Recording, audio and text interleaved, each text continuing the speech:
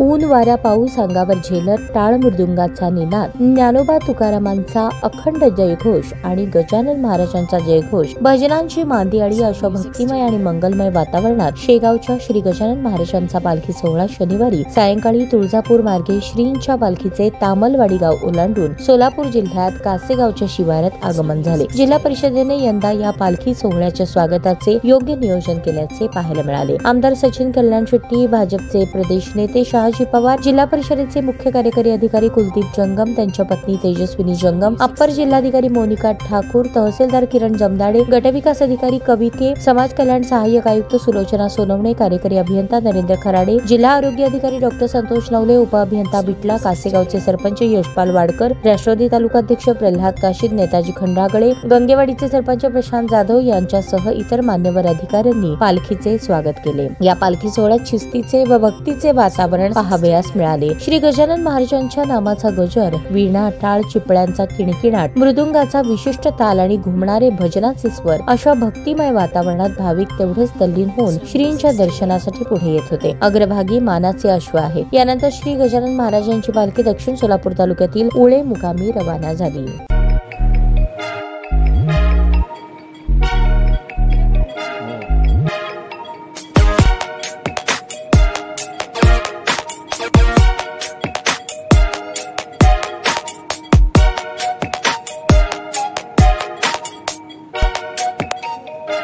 सोलापूर शहरातील सुप्रसिद्ध हॉस्पिटल म्हणजे सेंट्रल मल्टी स्पेशालिटी हॉस्पिटल मागील अनेक वर्षापासून सेवा बजावत आहे। 24 तास इमर्जन्सी सर्व्हिस, मॉडर्न टेक्नॉलॉजी, अनुभवी डॉक्टर्स तसेच अत्याधुनिक तंत्रज्ञान सुविधांनी सुसज्ज स्त्रीरोग प्रसूती विभाग, ऑर्थोपेडिक विभाग, मेडिकल विभाग आणि इतर एकमेव नाव म्हणजे सेंट्रल मल्टी स्पेशालिटी हॉस्पिटल। पत्ता गणेशपेठ शॉपिंग सेंटर, मंगळवार बाजार, सोलापूर।